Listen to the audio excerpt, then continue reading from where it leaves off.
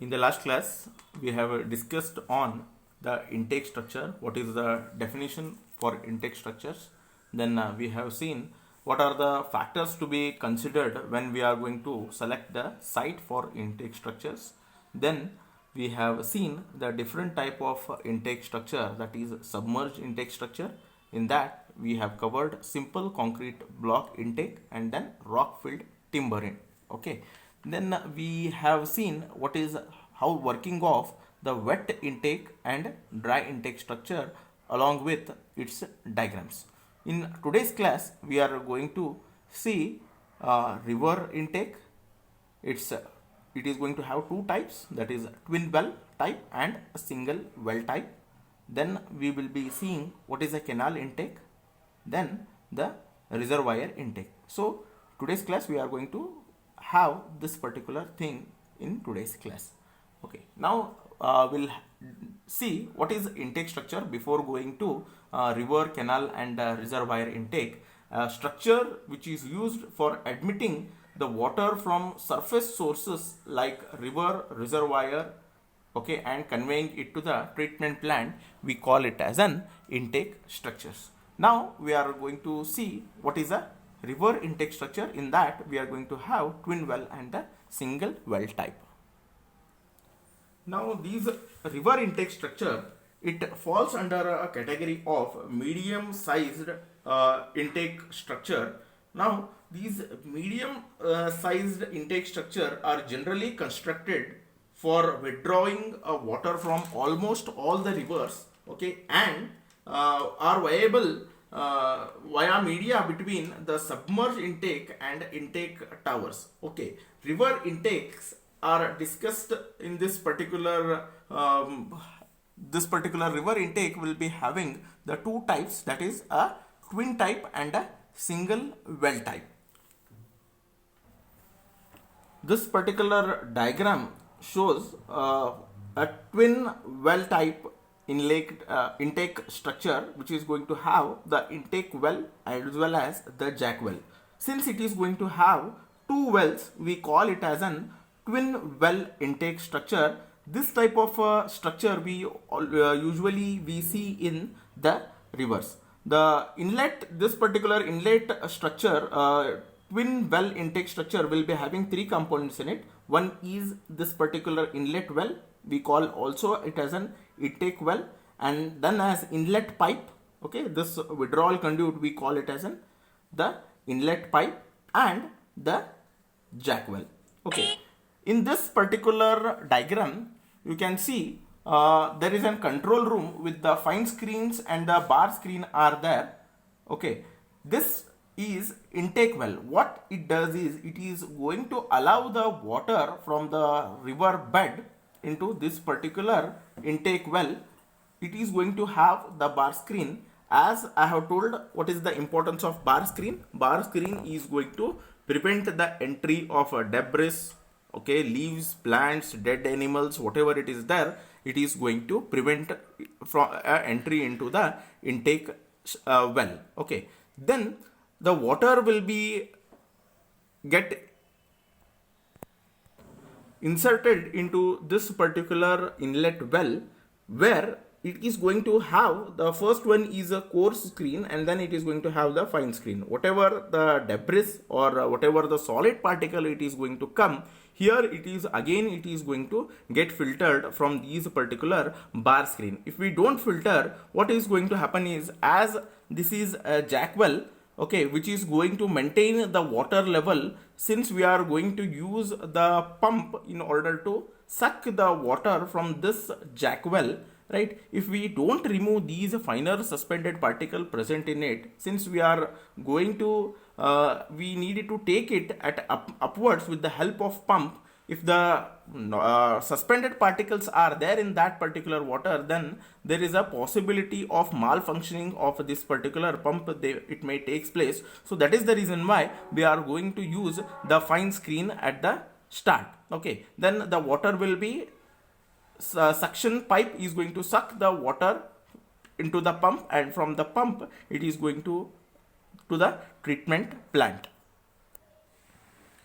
The screens may be provided with the vertical bars, okay, with having a diameter of around 20 mm.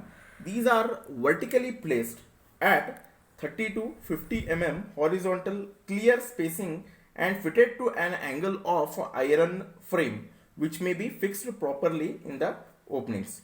The total area of openings can be provided by the screened opening at one level. Such openings of ports are in fact usually provided 2 to 3 levels in the well. Sometimes these screen openings are provided in full height. Okay, these are going to be provided at a full height of the inlet well and are controlled by the gates, as we have seen in the last classes. Might be here we are going to have the open screen, might be this screen. If we want, we can provide the entry of water into these particular intake well, right? It may be controlled with the help of the gates, okay, depending upon the river water level. The intake well is connected to the jack well, okay, which is connected to on the river bank. This particular jack well will be on a river bank, which is going to have the RCC intake pipe. This particular pipe will be having the RCC intake pipe. The section of the intake well below the intake pipe tends to provide the space for accumulation of a silt around. This particular space is going to accumulate around the depth of 1 to 3 meter. Silt may be getting deposited over here, okay. Then the intake pipe connecting to the jack well, this is called as a jack well, which is usually having a slope of around 1 in 200, okay. It is going to have the slope of around 1 in 200 towards the jack well. The diameter of the intake pipe, okay, the diameter of this particular intake pipe depends on discharge capacity of the jack well, okay. And the pipe should be in such a size that it should allow the water with the and it does not exceed the flow velocity inside the pipe as 1.2 meter per second. The velocity of the water which is going through this particular pipe should not exceed by 1.2 meter per second. The diameter of the pipe should, however, it should not be less than 45 centimeter. The water entering into the jack well, okay, it is going to be lifted by the pumps, okay. And this particular jack well should be on a hard strata with having the bearing capacity should not be less than 450 kilonewton per meter square, okay. This particular jack well is meant to maintain the water level inside this particular jack well. If suppose by any chance the water is going to be come below this, then we cannot lift the pump, and the water into this particular jack well will be based upon whether we are going to provide the gate with the help of the shaft or no. So this is how the river intake twin well type will be made. It is going to have, why it is called as a twin well, it is going to have the intake well also, it is going to have the jack well also connected with the withdrawal conduit pipe. The water will come from here, pass through the bar screen, then through the fine screen, and then it is going to enter from the withdrawal pipe. The velocity should be maintained at a 1.2 meter per second, and it should be carried away with the help of a pump. The diameter of a jack well should be around 4 to 5 meter, and it should have the enough capacity to accommodate the water, okay. And we are going to provide the two pumps installed at this particular jack well, because if one pump is not working, then we should be carrying of uplifting of water from the jack well to the treatment plant should be carried without having any kind of a interruption. Then for installing turbine pumps, the bottom of the jack well should be about 3.5 meter below the water level, and it should allow the have the for a silt pocket. The silt pocket, the space should be provided so that if any by any chance if the silt is going to be accumulated here, then it should have the provision to accommodate the silt at the bottom.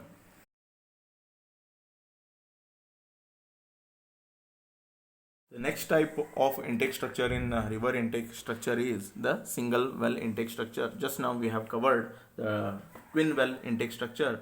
So the name is indicating the single well intake structure. That means only one well will be there instead of having the inlet well. Both the inlet well and the jack well will be provided at the only single well. Okay, so that is the reason why we call it as an single well intake structure.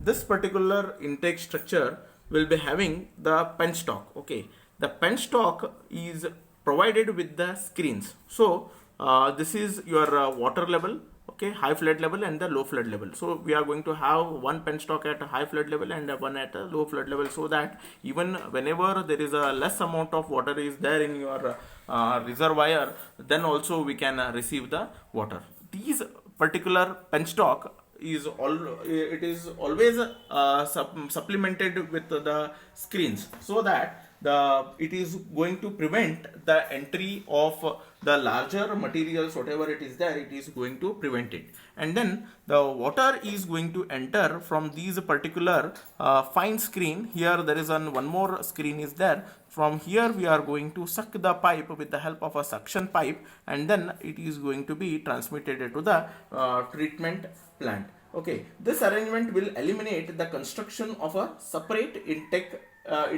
inlet well, okay, as I have told. And so that is the reason why we call it as an single intake well. The jack well can be periodically cleaned by stopping the water entry to the well. Here we are having one more gate valve. It is there. It is going to help in the inlet, taking in the water inside your jack well. Okay, so this is regarding your single well type of river intake structure. One more thing regarding the single well intake structure is, since we are going to have the penstock is going to have the screen, the relatively clear water is going to come inside your jack well, and here we need to make a provision for settling of the suspended particle, whichever is there, it is going to get settled down here, so that we can get the good amount of clear quality of water we are going to get from the single well type intake structure. Okay, we are going to use this in alluvial rivers, where water is usually ponted by constructing a weir across the river. Okay. Now we will see what is canal intake structure. As the name is indicating that it is an canal intake, so whenever we want to take the water from a canal, we are going to have this particular canal intake structure. When we want to take the water from the canal, then we are going to have this particular canal intake structure. Okay, it will be located on the bank of canal, and the water enters the chamber through the inlet pipe. Okay, here we are going to have the screen along with the port. Here the coarse screen is there. Here high flood level and the low flood level. So you are going to have the screen near to the low flood level. So coarse screen is going to prevent the entry of a larger elements, okay, larger floating elements, and relatively clear water we are going to have it. Then here there is a fine screen is going to be provided inside this particular to the outlet wall. So again, whatever the suspended or settleable particle are there, it is going to get settled down here, and here relatively clear water we are going to get, and from this particular outlet we are going to take it to the concrete support, and from the concrete support is given to this particular outlet pipe. From this particular outlet pipe we are going to take the water from the canal intake. These coarse screens will be provided 0.15 meter from bottom, so that the too much amount of a suspended or settleable particle we should not have as the entry into this canal. So we are going to provide it at a height of around 0.15 meter from the canal bed. Okay, the flow velocity through the outlet conduit is kept around 1.5 meter per second, and the which is going to help the flow inside this particular pipe. The area of the core screen is limited by the flow velocity as 0.15 meter per second.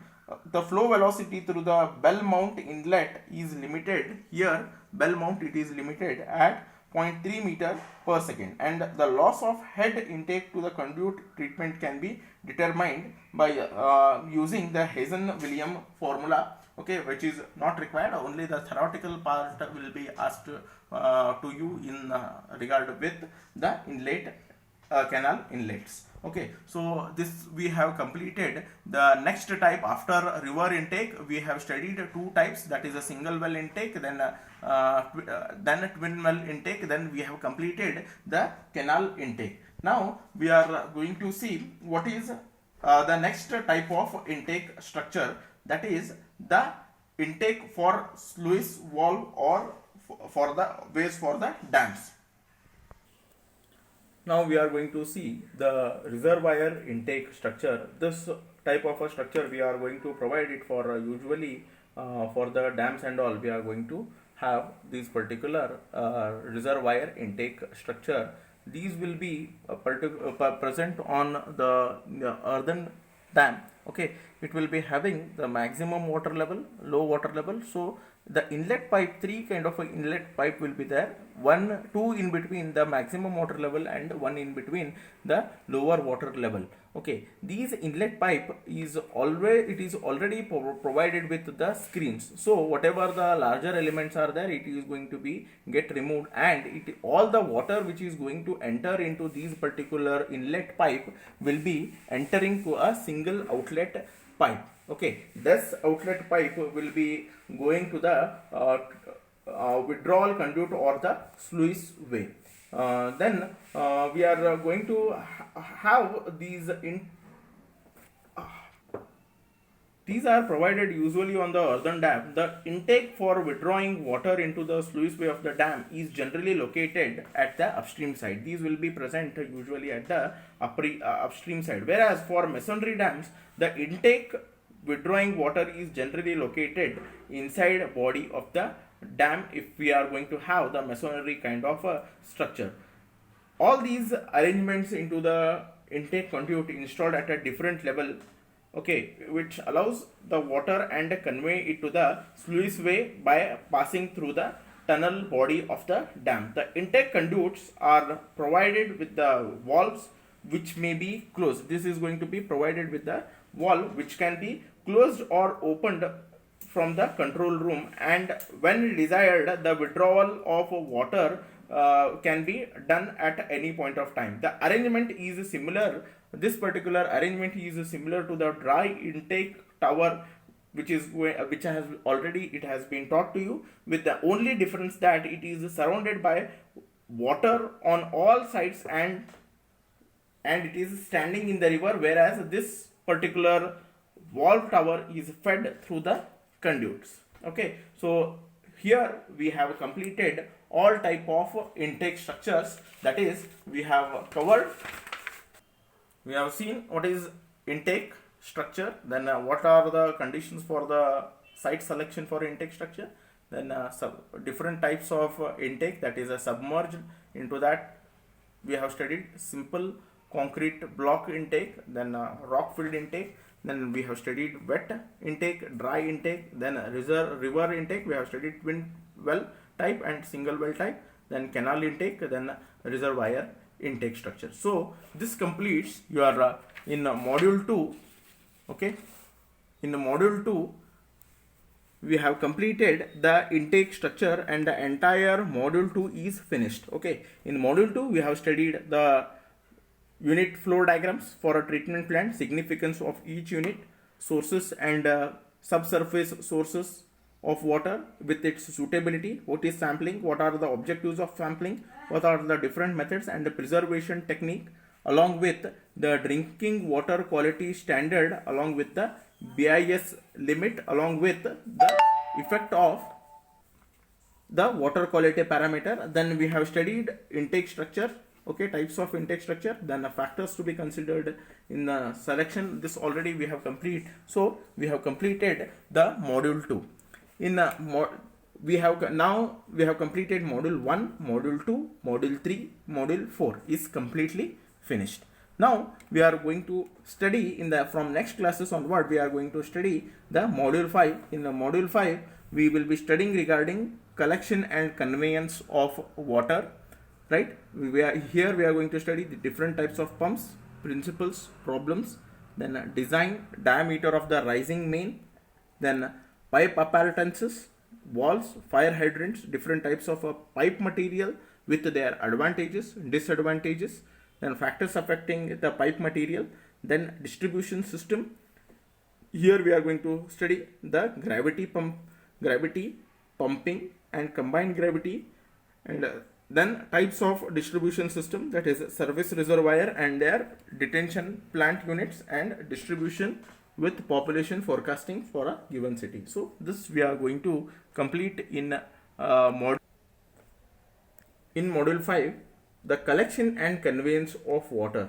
That means we are going to collect and we are going to convey the water. We are going to collect the water in the sump, that is in the storage tank, and then we are going to convey it with the help of various types of pumps. Okay, so we are going to study in a detail regarding what are the different types of pumps along with their working principle and the rising main, because when we are going to take the water from the collection tank, right, from collection tank till where we want to lift the water will be the rising main. So we are going to study regarding that. Then we will be studying regarding the different types of pipe apparatuses we are going to use, like sluice valve, okay, then a non-return valve, NRV valve. Regarding all different types of valve we are going to talk regarding that. Then once the water is going to be come at one particular level, from that particular level how we are going to distribute by using the various kinds of a system. In this we are going to study regarding the rectangular system, then circular kind of a water system, then radial system, then grid type of a system.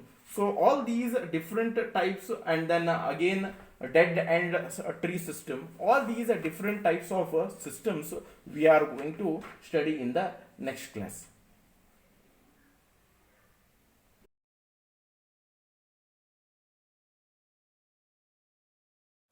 In module 5, let us start with the distribution system. In this, we are going to start with the different methods of distribution system, that is the gravity distribution system, pumping distribution system, and the combined gravity, that is including both the pumping and gravity, right? So this particular system we are going to concentrate when we have started with the different types of distribution system.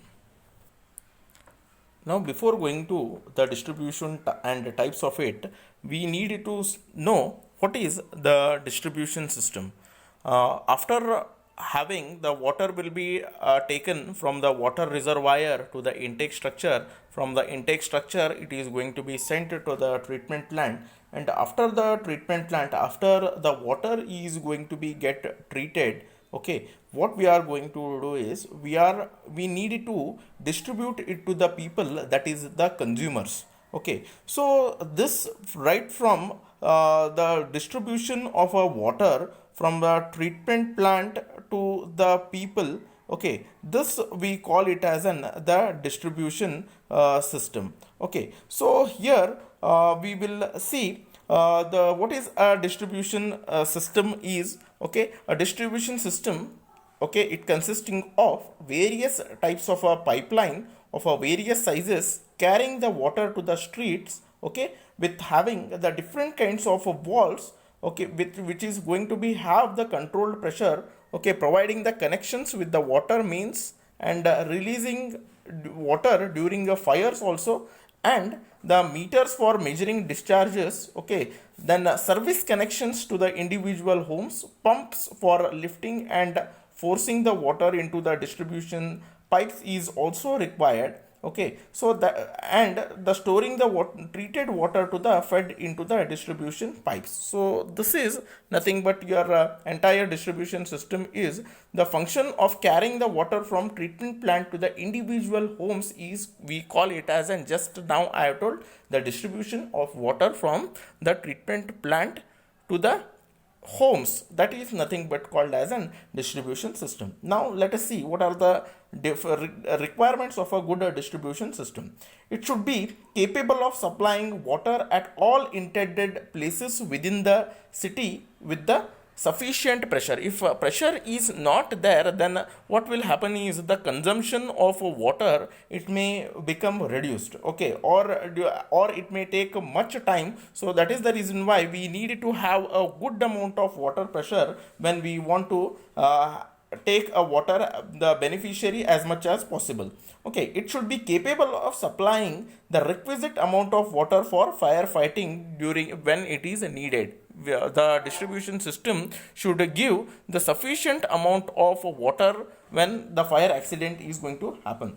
It should be cheap with the least capital of construction. It should be very cheap, okay. It should be simple and easy to operate, and it is going to have the low maintenance and operation cost, it should be minimum. Then it should be safe and not to cause any failure of the pipeline or bursting. Then it should be watertight all the time, and the losses due to leakage should be very minimum. So these are the different requirements of a distribution system. Now we will see what are the different methods of distribution. It is classified into three types, that is the gravity system, combined system, and the pumping system. Now as the name is indicating, the gravity system, okay, the gravity system is when we are going to have the water at a water source at a higher level, and when we need to distribute the water at a low lying areas, then the water will flow under gravity. This particular system we call it as an gravity kind of a system. Here we don't require any help of any kind of a pumps. So this is possible when the water source is at a higher level, and when we want to distribute to the people, they are present at the lower altitude, then this particular gravity system is possible. Now this gravity system is one of the cheapest type of distribution system, because we will not require any kind of a pump or any electricity and again we are going to have the low running maintenance and operation cost, because here we are not going to in order to take the lift the water from the low level to the high level, here we are going to use the pump, but here we are not going to take the help of pump. It is completely dependent upon the flow of gravity. So this particular system we call it as the gravity system. The next mode of having the water distribution is the pumping system. Now, in this particular diagram, we can see that the source is at present at a very low level, and we need to distribute the water at the highest level. So, what we want to have during this particular method is we want to have the source of pump. Here in this particular system we are going to take the water from the lower end to the higher end with the help of pumps. So that is the reason why we call this particular system as the pumping system. This particular system requires the help of a pump, okay, and your cost operation running maintenance and operation cost are little bit higher than your the gravity system, because we need electricity. And suppose if sometimes we sometimes if there is any clogging is in the pump, then we may require the operation and maintenance cost. Okay, then in this particular system, the pumps have to run at a varying speeds according to the variations in the consumption. Okay, and then it in case of power failure, the entire water distribution system is going to be get hampered when we want to distribute the water from the pumping type of a system. So this is regarding the pumping system. Now we are going to see the next type of system, that is the combined gravity and pumping type of a system. In this particular combined gravity and pumping system is, we are going to use both the system, that the water wherever the gravity is there, it should flow with the help of gravity, and wherever there is some undulation, that is the source, the water has to reach at a higher level, we need to use the help of pump. So wherever the land is too much undulated, that is downward gradient and upward gradient, in wherever both we are going to have, in such cases we are going to use this combined gravity and pumping method of a distribution system. Okay, this system is most commonly it is going to be adopted. Generally the water purification work located at a same level as the area of distribution, especially when the source of raw water supply is a driver and it is a reservoir formed behind a dam. In such cases we are going to use this particular gravity and a combined system. In order to obtain the sufficient distribution pressure, the filtered water is pumped into clear water reservoir located either on a higher ground or a lower elevated level. Okay, this is regarding the different types of water distribution system. Now we are going to see what are the different systems of supply. We divide it into two types, that is a continuous and intermittent system of supply.